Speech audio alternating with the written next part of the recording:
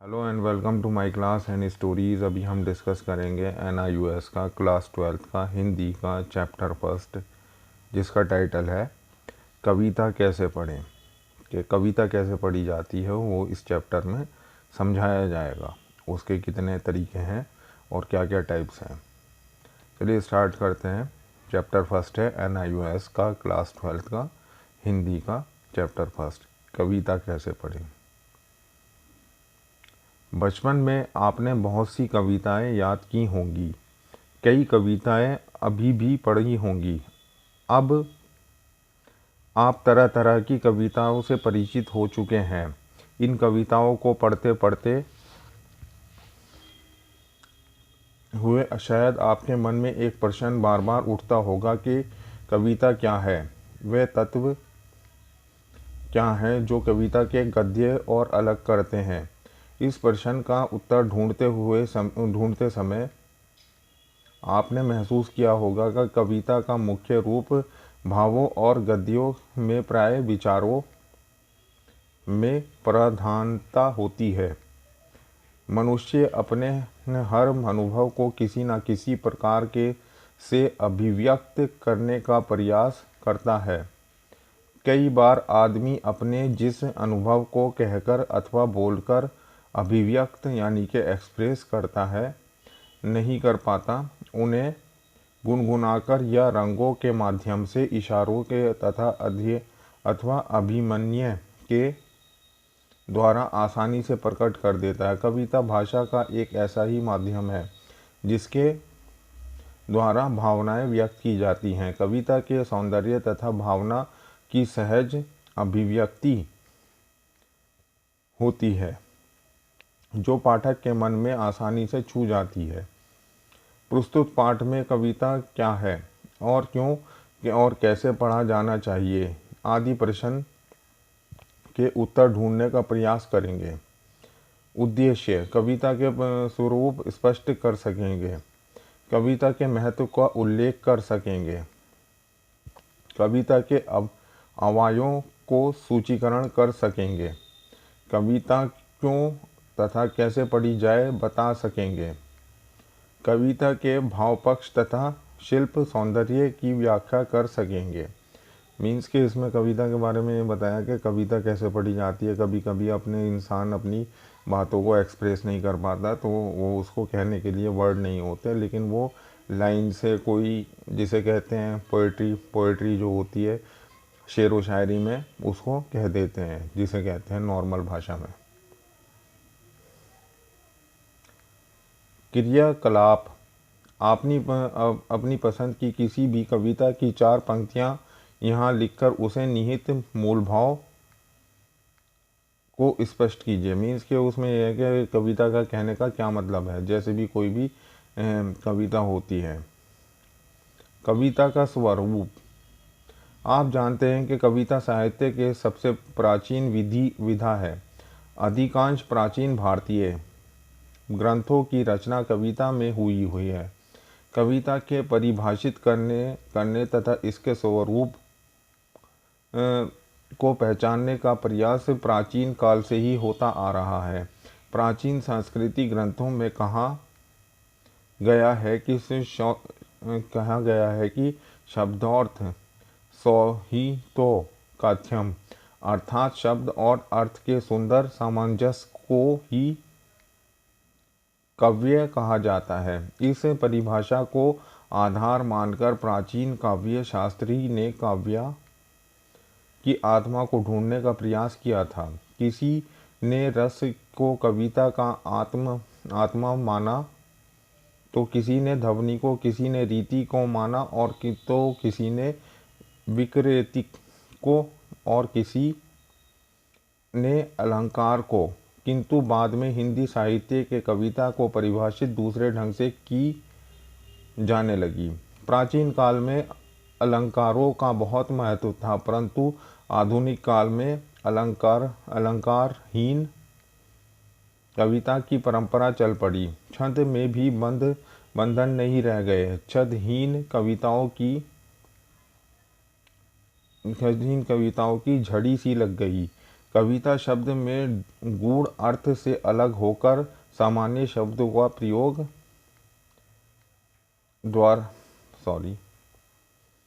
सामान्य शब्दों का प्रयोग द्वारा व्यंग्य और विरोध में उजागर करने लगी। उदाहरण के लिए निम्नलिखित काव्य को पंक्तियाँ देखिए। कुछ लोग मूर्तियाँ बनाकर फिर बेचेंगे क्रांति अथवा षड्यंत्र की, खुद कुछ को और लोग और कस्में खाएंगे। तो ये जो है 4 पंक्तियाँ हैं, इसकी जिसको समझाने की कोशिश की गई है। आचार्य रामचंद्र शुक्ल ने कविता के परिभाषित तथा स्वरूप के पर प्रकाश डालते हुए कहा कि हृदय की मुक्ति को साधना के लिए मनुष्य की वाणी जो शब्द विधान करती आई है उसे कविता कहते हैं। कविता से मानव भाव की रक्षा होती है। मानो वे पदार्थ या व्यापार विशेष नेत्रों के समान नाचने लगते हैं, वे मूर्तिमान होते दिखाई देने लगते हैं। उसकी उत्तमता या अनुत्तमता की विवेचना करने में बुद्धि से काम लेने की ज़रूरत नहीं पड़ती। कविता की प्रेरणा से मनोवेगों का प्रभाव फूट पड़ता है। तात्पर्य यह है कि कविता मनोवेगों को जागृत करने का उत्तम साधन है। कुछ इसी तरह से परिभाषा आचार्य हजारी प्रसाद द्विवेदी ने भी दी है। कविता का लोक प्रचलित अर्थ वह वाक्य है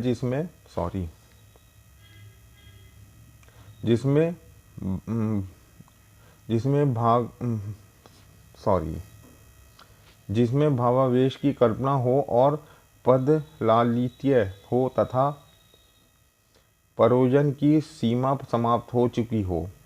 इस प्रकार कविता का स्वरूप उपयुक्त परिभाषाओं के आधार पर कुछ इस तरह निर्धारित किया जा सकता है। कविता के भाव तत्व की प्रधानता होती है। कल्पना के मिश्रण से सौंदर्य चित्रण का कविता में सहज और ब्राहा बनाया जाता है। कविता में चिंतन अथवा विचारों को जटिलता नहीं होती। कविता की शब्दावली गद्य से विशिष्ट होती है और इसमें लयात्मकता अनिवार्य रूप से मौजूद होती है तथा शब्दों का संयोजन पाठक के हृदय को सहज ही छू जाता है।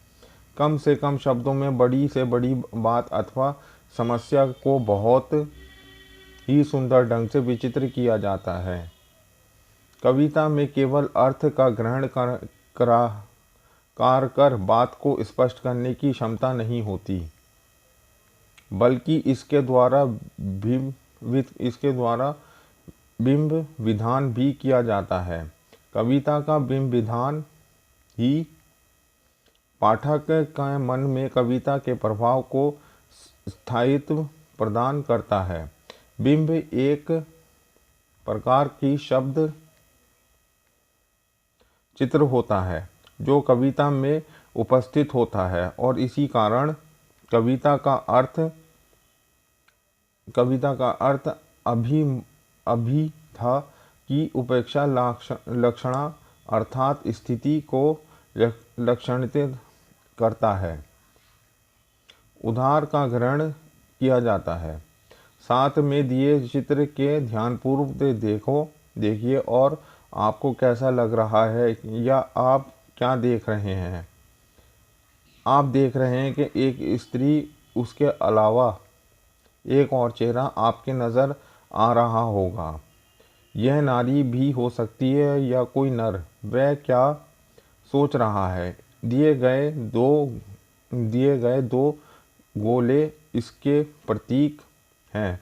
चांद या सूरज रात का चित्र है या दिन का।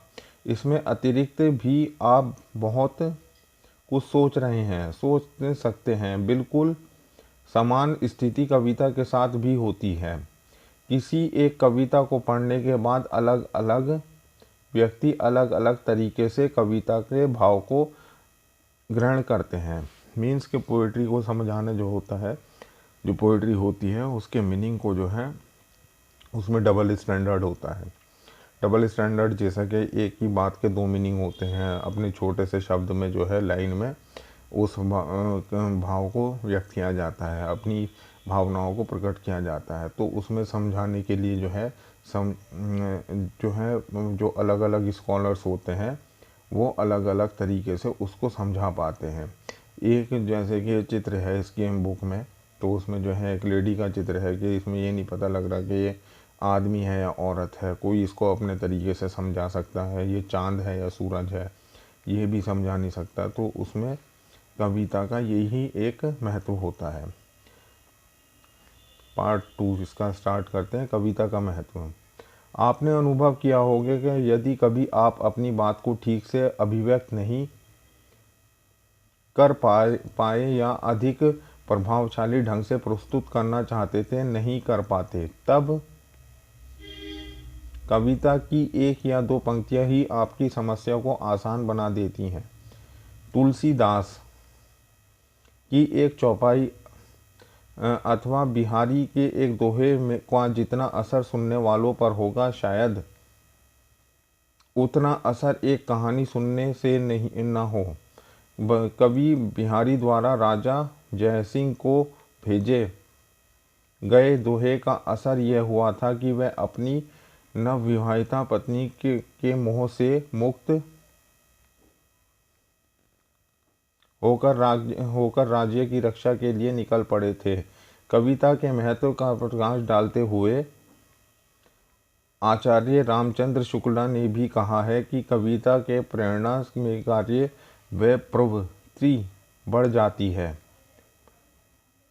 प्राचीन काल में कविता के मनोरंजन का साधन भी समझा जाता था। दरबारों में कविताएं सुनाकर राजाओं का मनोरंजन किया करते थे। तब कविता पाठ्यक्रम में पढ़ाई जाने वाली कोई चीज़ नहीं थी।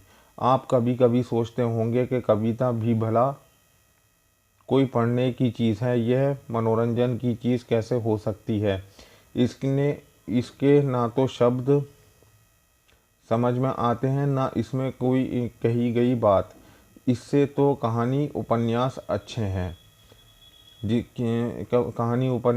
हैं जिसमें आसानी से समझ में आ जाती है। इसके लिए कविता की तरह किसी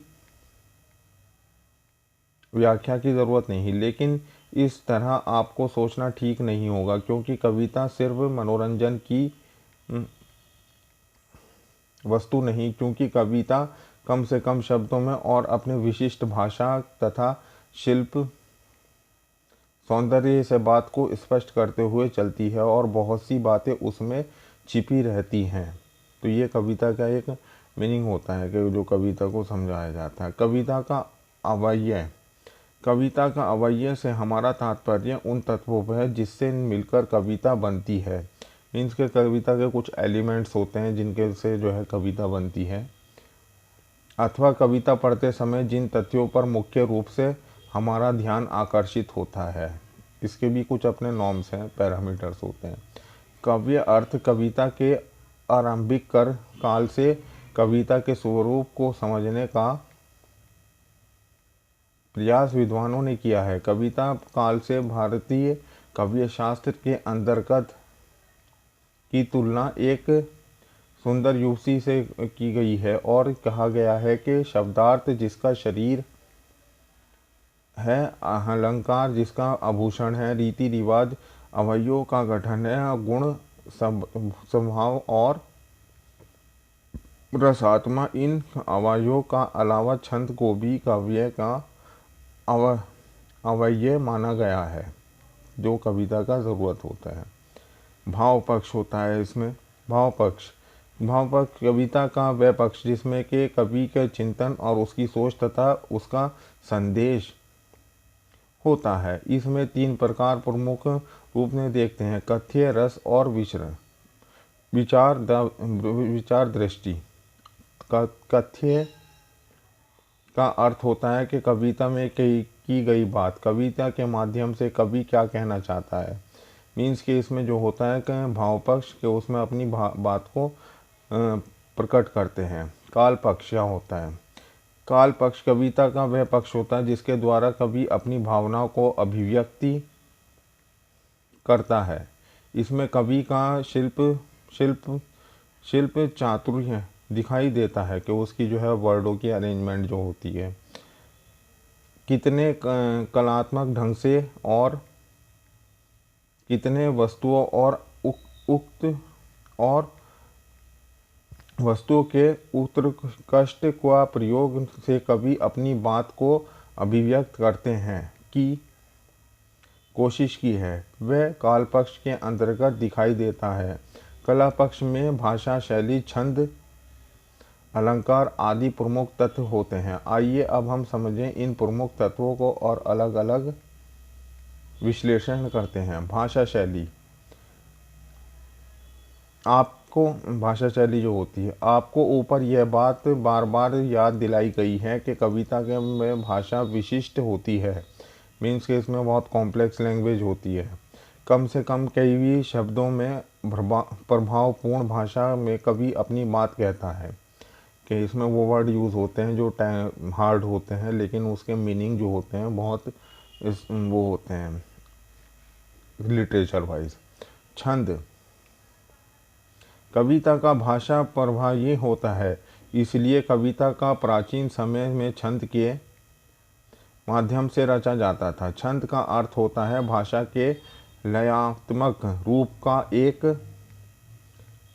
निश्चित ढंग से बांध कर रखना, और जैसे दोहे, चौपाई, सराठा और सवैया आदि छंदों के भेद होते हैं। कुछ छंदों में मात्राओं की गणना की जाती है। मीन्स के इसके कुछ अरेंजमेंट होते हैं कविता को अपनी बात को कहने में। जैसे एक नॉर्मल सी कविता हम बताएं, जैसे एक शेर होता है, शेर किसे कहना चाहिए, कि जिसमें जो होता है राइम स्कीम होती है, तो उसको राइम स्कीम में वो इसे बात आ जाती है, जैसे कि आपको देखकर देखता रह गया, क्या कहूँ और कहने को क्या रह गया।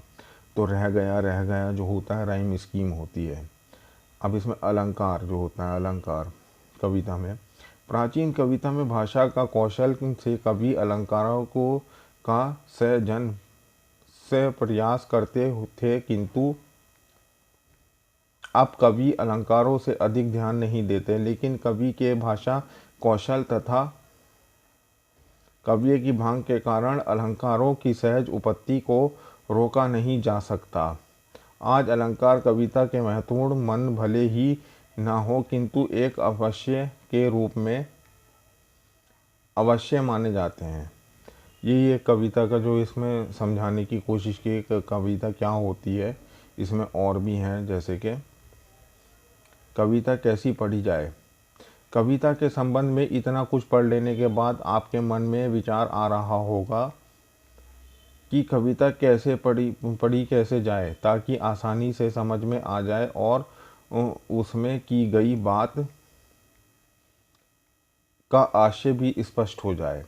कविता को पढ़ने का ढंग गद्य से भिन्न होता है।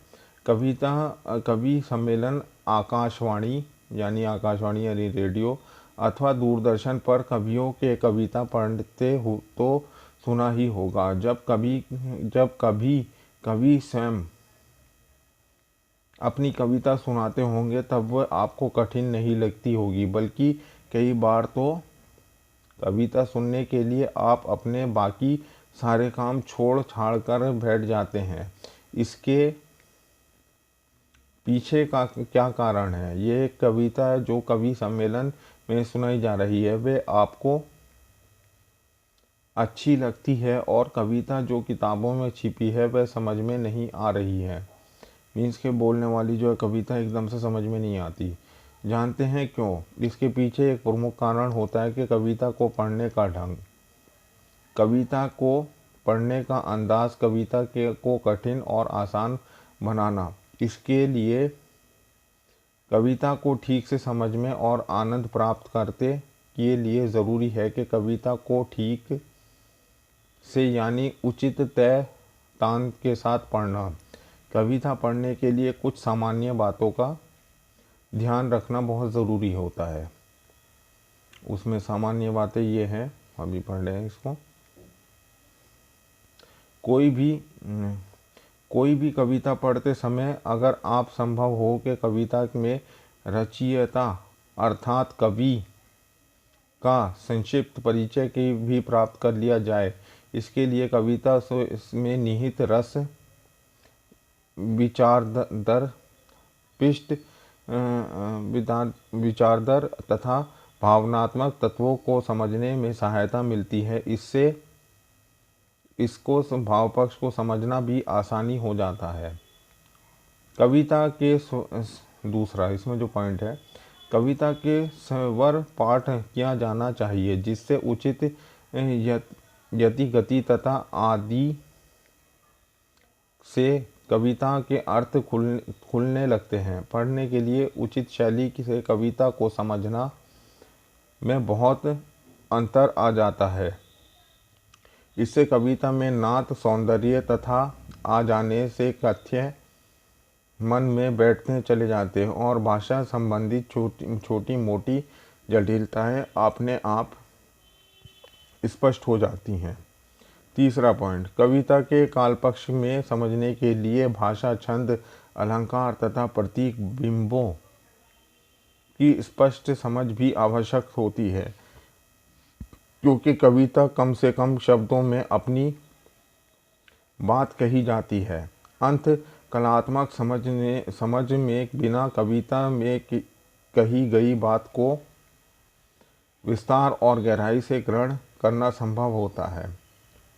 कविता की भाषा को भी समझने का प्रयास किया जाना चाहिए। कविता की भाषा का अर्थ केवल शब्दों के अर्थ जानना ही नहीं, बल्कि भाषा के माध्यम से चित्रात्मक तथा भावनात्मक की अभिव्यक्ति का विश्लेषण भी होना चाहिए। संबंधित कविता को समान कई बार पढ़ी गई कविता ध्यान में आ रही हो तो उसे प्रस्तुत कविता के में तुलना की जानी चाहिए तथा दोनों में समानता और असमानता का अध्ययन किया जाना चाहिए। इस प्रकार कविता पढ़ने के लिए साहित्य तथा विषयों की भी गहन जानकारी अपेक्षित रहती है। कविता पढ़ते समय यदि उसके सीधे अर्थों की ओर भागने की कोशिश की जाए तो कठिनाई पैदा हो जाएगी। कविता पढ़ने का अर्थ कवि की उस मन स्थिति को तक पहुंचना की कोशिश करना है जिससे रमकर कवि ने रचना की है, और इसे कहते हैं कवि के अनुभूति का पकड़ने का कोशिश करना। मीन्स के कवि क्या कहना चाह रहा है। तो इसमें ये है कि कविता का जो होता है फॉर्मेट होता है, उसमें कवि अपना जो है क्या कहना चाह रहा है, उसकी क्या परिस्थिति है, उसके अलग अलग मीनिंग ना हो जाए, क्योंकि एक वर्ड में कविता जो होती है बहुत छोटे वर्ड में बहुत सारी बातें कह देती है। तो कवि क्या कहना चाह रहा है उसको समझना भी ज़रूरी होता है। होप डाउन कि आपको समझ में आया होगा। Thank you very much for watching the video.